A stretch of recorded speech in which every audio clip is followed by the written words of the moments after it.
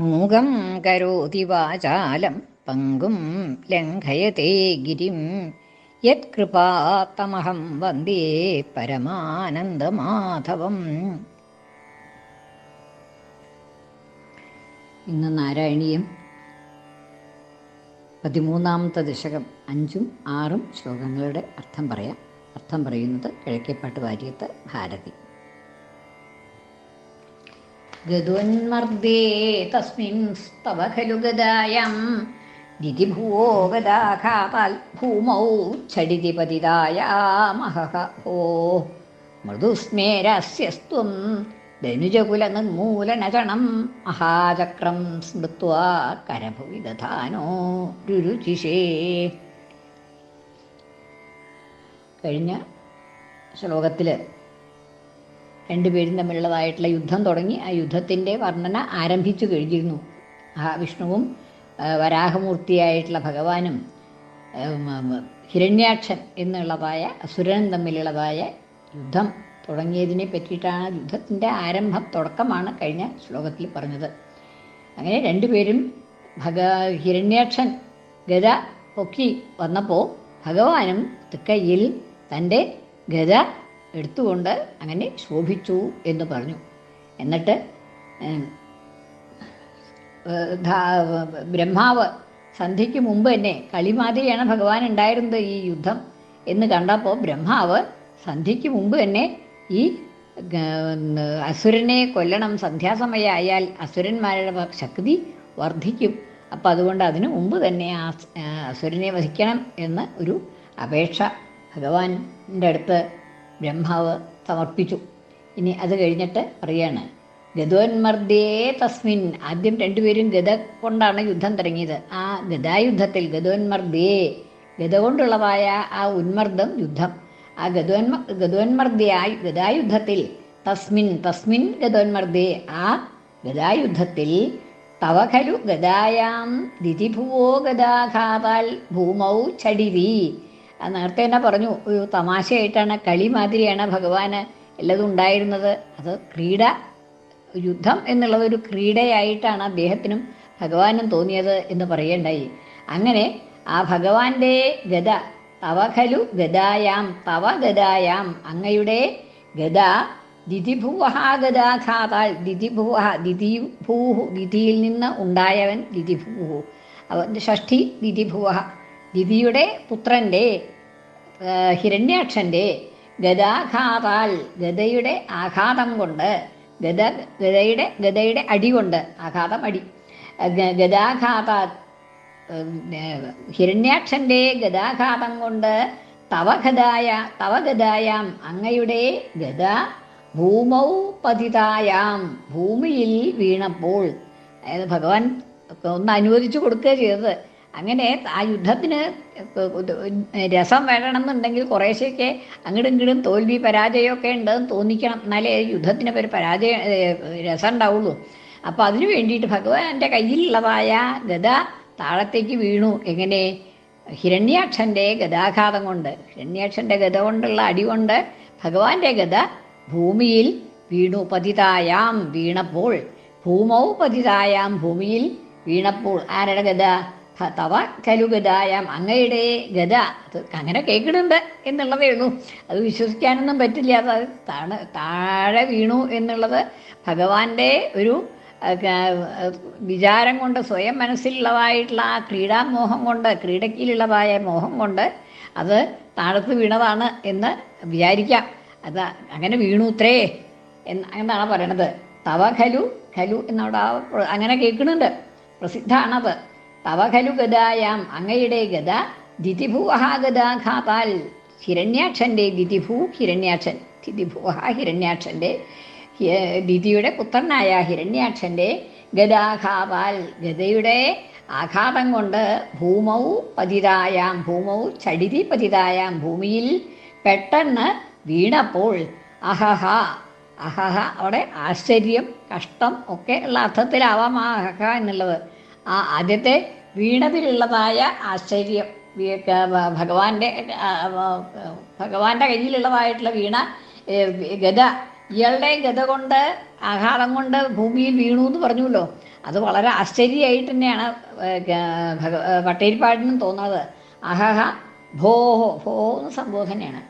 മൃദുസ്മേരാസ്യസ്ത്വം, അവിടെ ഭഗവാന് ഒരു ആശ്ചര്യം ഉണ്ടായില്ല, അതിൽ വിഷമം ഉണ്ടായില്ല, ഒന്നും ഉണ്ടായില്ല. ഒരു മൃദുസ്മേരാസ്യ, ആസ്യം മുഖം, മൃദുസ്മേരത്തോടു കൂടിയ ആസ്യത്തോടു കൂടി. മൃദുസ്മേരം മന്ദഹാസം, വളരെ ചെറുതായിട്ടുള്ള ഒരു സ്മേരം. സ്മേരത്തിനും മൃദുത്വം പറഞ്ഞിട്ടുണ്ട് ആദ്യം. അപ്പം ചെറു മന്ദഹാസം, ചെറു പുഞ്ചിരി എന്നേ ഉള്ളൂ. മന്ദഹാസം വെച്ചാൽ പുഞ്ചിരിയാണ്. അത് വളരെ ചെറുതായിട്ടുള്ള ഒരു പുഞ്ചിരിയോടുകൂടി, ഒരു ഭാവഭേദവും അവിടെ ഇല്ല. തൻ്റെ കയ്യിൽ നിന്ന് ഗത വീണപ്പോൾ ഒരു ഭാവഭേദവും ഇല്ല. താനത് പ്രതീക്ഷിച്ചിരിക്കാവുന്ന മാതിരിയാണ്. മൃദുസ്മേരാസ്യ, മൃദുസ്മേരത്തോടുകൂടി മുഖം, ആസ്യം മുഖം, മൃദുസ്മേരമായ ചെറുപുഞ്ചിരിയോടുകൂടിയ മുഖത്തോടുകൂടി ത്വം അങ്ങ് ധനുജകുല നിർമൂലന ചണം മഹാചക്രം സ്മൃത്വാ കരഭുവി ദധാന രുരുചിഷേ, രുരുചിഷേ ശോഭിച്ചു. എങ്ങനെ?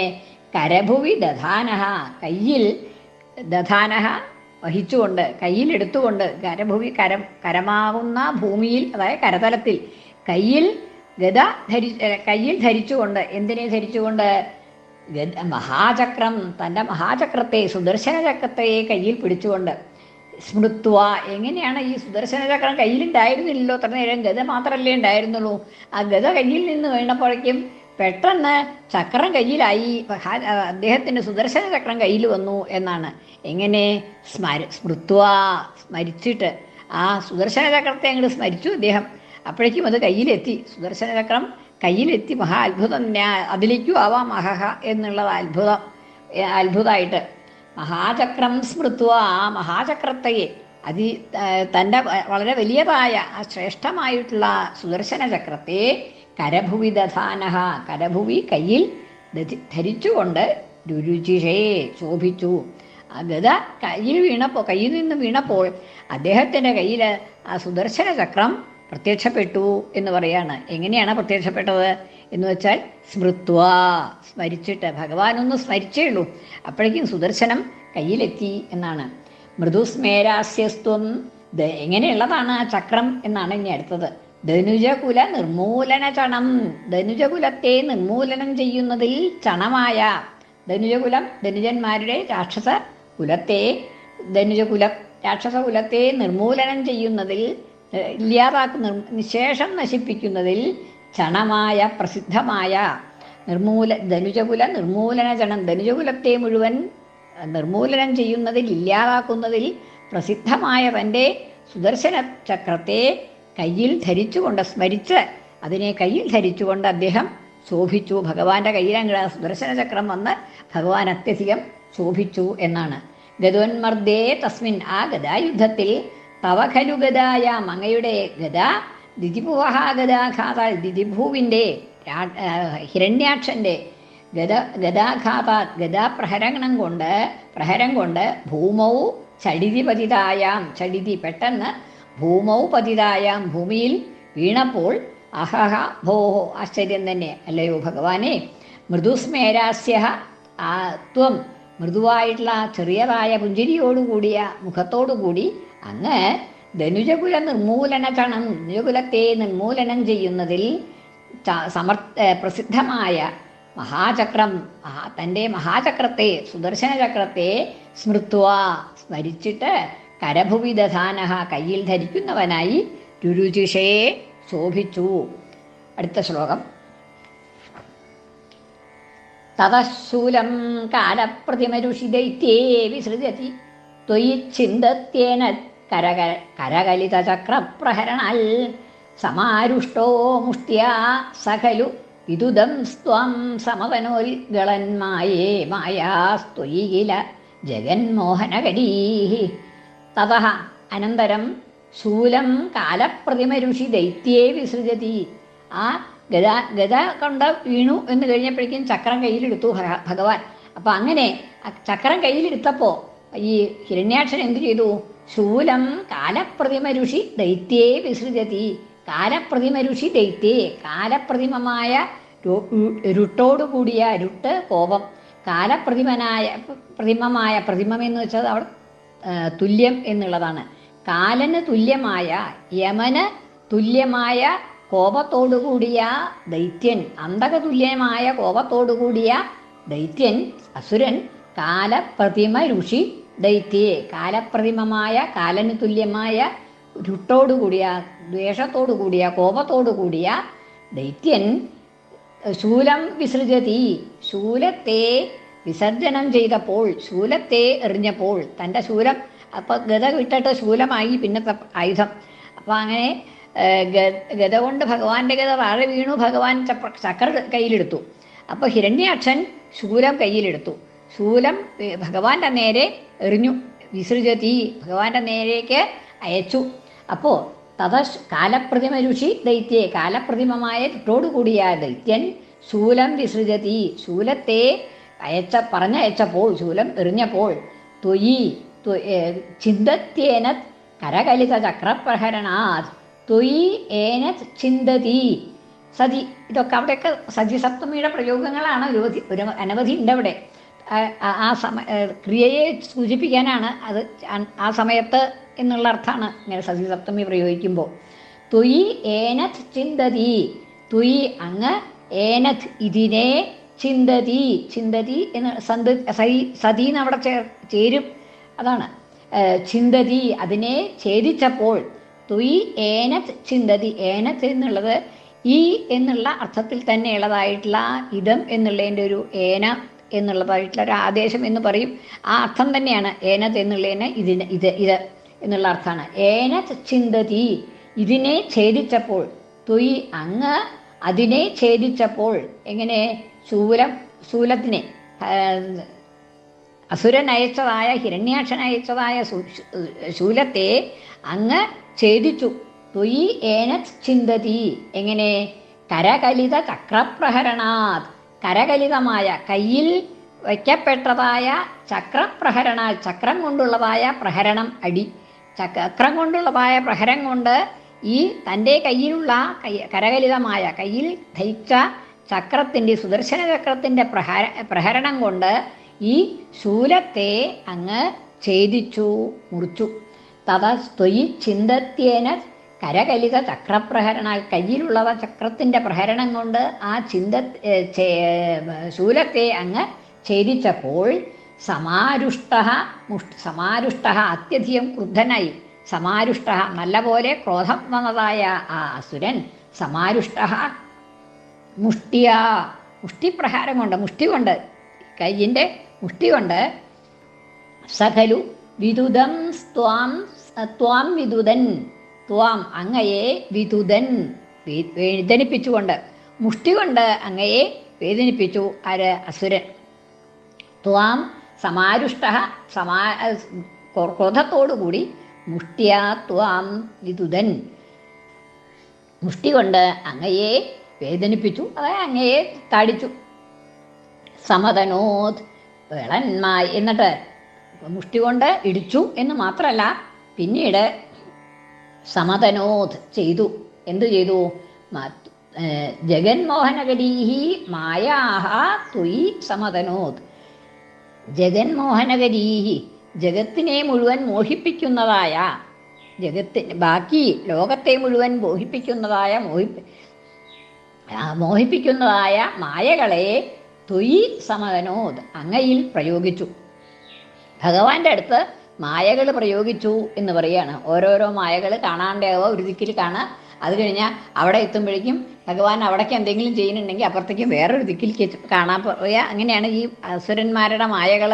ഈ രാമരാവണ യുദ്ധത്തിലൊക്കെ നമ്മൾ അധ്യാത്മരാമായണത്തിലൊക്കെ പറയുന്നുണ്ട്, ഇന്ദ്രജിത്തിൻ്റെ മായകൾ പ്രയോഗിച്ചു എന്നുള്ളതൊക്കെ.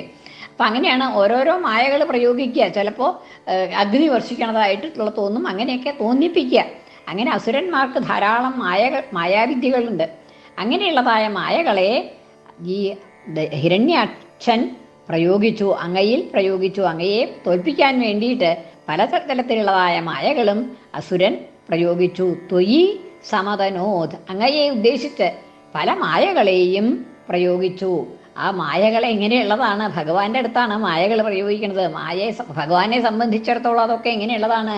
ഗളന്മായേ ത്വയി, ഗളന്മായനായിട്ടുള്ള അങ്ങയിൽ, ഗളന്മായൻ എന്ന് പറഞ്ഞിട്ടുണ്ടെങ്കിൽ ഈ മായകളൊന്നും അദ്ദേഹത്തിനെ ഏൽക്കുന്നില്ല, അതൊക്കെ അങ്ങനെ എഴുതി പോവും. അദ്ദേഹത്തിനെ പ്രയോഗിക്കാവുന്ന അദ്ദേഹത്തിന് മായകൾ പ്രയോഗിക്കാം എന്നല്ലാതെ കണ്ട് അദ്ദേഹത്തിൻ്റെ അടുത്ത് മായകൾ പ്രയോഗിക്കാൻ ആർക്കാ സാധിക്കുക? അദ്ദേഹത്തിൽ നിന്ന് പോയതല്ലാതെ കണ്ട് യാതൊരു മായയില്ല. അപ്പോൾ അങ്ങനെ മായാസ്വരൂപിയാണ് ഭഗവാൻ തന്നെയല്ലേ? ഭഗവാന്റെ ഒരു ശക്തിയാണ്. ഈ പ്രപഞ്ചം മുഴുവനെ ഈ തോന്നിക്കുന്നത് ഭഗവാന്റെ മായ കൊണ്ടാണ്.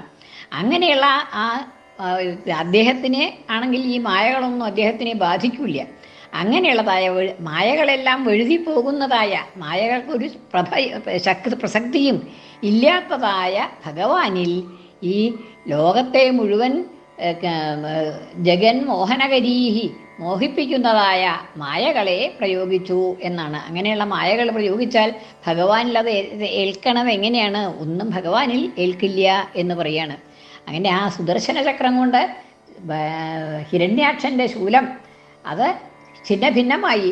അപ്പോൾ ഭഗവാനെ മുഷ്ടി കൊണ്ട് ഇടിച്ച് അദ്ദേഹത്തിൽ മായകൾ പ്രയോഗിക്കാൻ തുടങ്ങി ഹിരണ്യാക്ഷൻ എന്ന് പറയാണ്. അങ്ങനെ ആ മായകളൊന്നും ഇദ്ദേഹത്തിൽ ഏൽക്കുക സാധ്യമല്ല. അത് ബാക്കി ജഗത്തിനെ മോഹിപ്പിച്ചേക്കാം, പ്രപഞ്ചത്തിലുള്ള ബാക്കി സർവ്വവസ്തുക്കളെയും മോഹിപ്പിക്കാൻ കഴിവുള്ളതാണ് ഈ ഹിരണ്യാക്ഷൻ പ്രയോഗിച്ചതായ മായകൾ. ജഗന്മോഹനകരീഹി, ജഗത്തിനെ മോഹിപ്പിക്കാൻ കഴിവുള്ളതായ, മോഹിപ്പിക്കുന്നതായ മായകളെ ഹിരണ്യാക്ഷൻ അങ്ങയിൽ പ്രയോഗിച്ചു. പക്ഷെ അങ്ങ് ഗളന്മായനാണ്, എല്ലാ മായകൾക്കും അതീതനാണ്. അതെല്ലാം അങ്ങയിൽ നിന്ന് എഴുതി പോവുകയുള്ളൂ.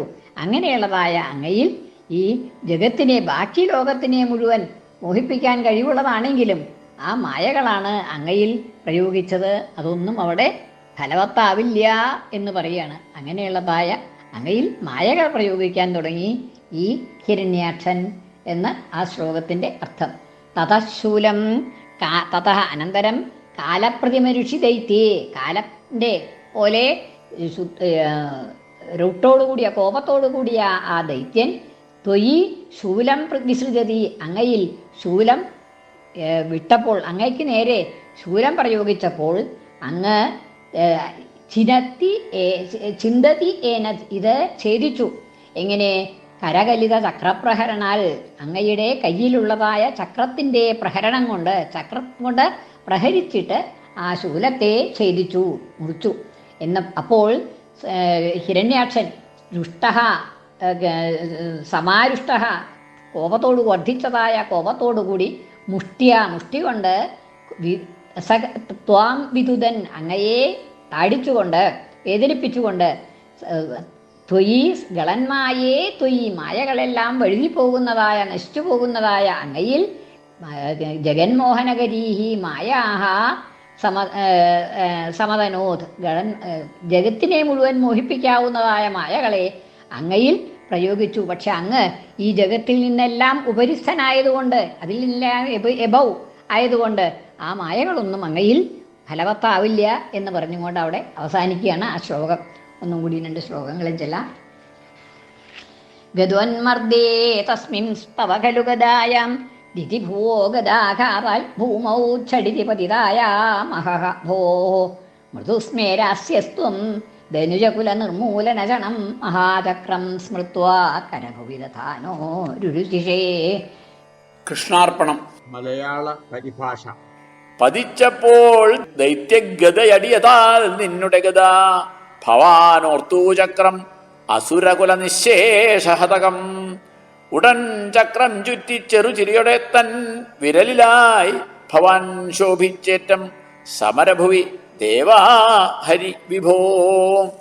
തതശൂലം കാലപ്രതിമരുഷി ദൈത്യേ വിസൃജതി ത്വയി ചിന്തത്യേനൽ കരകലിത ചക്രപ്രഹരണാൽ സമാരുഷ്ടോ മുഷ്ട്യാ സകലു വിദുദം സ്ത്വം സമതനോൽ ഗളന്മായേ മായാസ്ത്വയി കില ജഗന്മോഹനകരീ. കൃഷ്ണാർപ്പണം. മലയാള പരിഭാഷ. അതിക്രുദ്ധൻ ദൈത്യൻ യമസമനുടൻ കുന്തമെറിയാൻ തുടങ്ങി. നിൻ ചക്രം തവിടുപൊടിയാക്കി അതിനെയും. അതിൽ രോഷം വർദ്ധിച്ച സുരനഥ മുഷ്ടിപ്രഹരമായി ജഗന്മോഹാത്മാ നിന്നിലതിചതുരം ജാലസഹിതം. സർവത്ര ഗോവിന്ദനാമ സങ്കീർത്തനം. ഗോവിന്ദ ഗോവിന്ദ.